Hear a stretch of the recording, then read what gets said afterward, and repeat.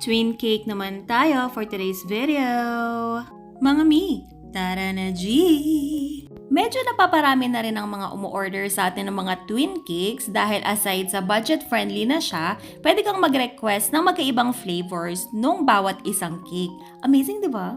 Ang sizes ng mga cakes natin pala ay 5x4. Normally, yung mga twin cakes natin is 4x4 and then pataas siya 4x6, 4x7, ganyan. Pero itong si customer, ang sabi niya is kung pwede gawing size 5 yung cake natin para medyo malapad ng konti.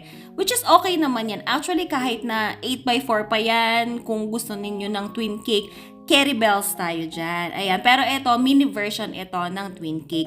Ganyan pala ako nagtatransfer ng mga cakes doon sa pinaka main board natin. Kasi syempre, since twin cake to, hindi naman natin sila maa-icingan dalawa sa iisang cake board. So, ang ginagawa ko is ina-assemble ko muna sila separately and then ililipat ko sila doon sa pinaka main board and then doon na lang din sa main board yung mga pinaka final design. Amazing! Ang theme pala ng cake natin is Moana and then na petal tip pala ang ginagamit natin tip dito sa baba para ma-achieve natin yung pa-wave effect. And then dito sa second cake naman natin, color teal naman ang color niya. So, bale pinaghalong yellow to and the color blue ng Peyotraco.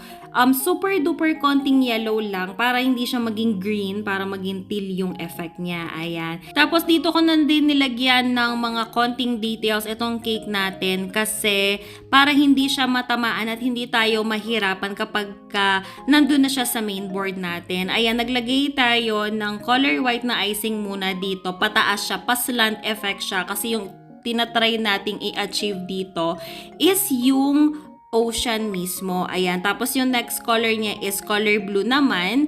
Wala talaga tayong pattern na ginawa dito. Actually, walang inspo na sinend si customer sa atin. So, bahala na design ito mga mi. Ayan. Tapos, dinutut lang natin yan gamit ng ating palette knife. And then, yung pinaka last color natin is darker shade of blue na yan. Merong halong purple to, kaya ganyan yung kanyang tone. Medyo cooler yung tone niya. Ayan. Tapos, ayan, lilipat naman natin ulit ito dito sa pinaka main board natin and then pinantay ko lang siya. Bali yung size pala ng main board natin is 12 inches kung tama ang pagkakaalala ko. And then, eto na, for talagay na tayo ng mga toppers natin. So, ang gusto ni customer, merong rainbow. So, gumawa tayo ng rainbow sa gitna. And then, yung age ni baby number 4, naglagay lang tayo ng flowers and leaves para naman mag-match siya sa theme natin. Tapos, itong fondant sa taas na parang moon, ayan yung pinakataas or peak na part ng ocean natin. So, dito sa may bandang gitna, naglagay lang tayo ng mga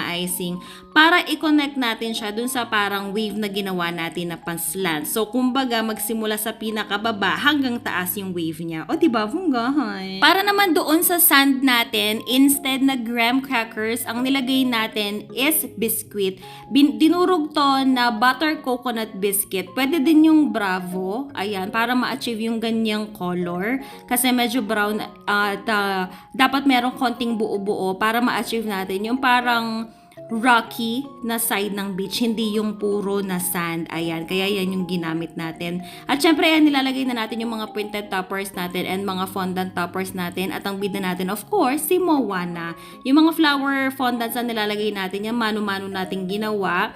And yun, nag-search lang ako sa Google para makakita ng mga almost similar na mga flowers na design sa mga Moana theme na cake. Syempre, hindi mawawala yung bangka ni Moana dahil isa rin yan sa mga main toppers kapag ka Moana theme yung cake at yung printed na name ng ating birthday celebrant. Ayan. Tapos, yung ibang flowers din, nilagay natin dito sa bandang side dahil para hindi naman empty yung harapan nung cake natin kasi 'di ba medyo malaki yung cake board natin. Ayan.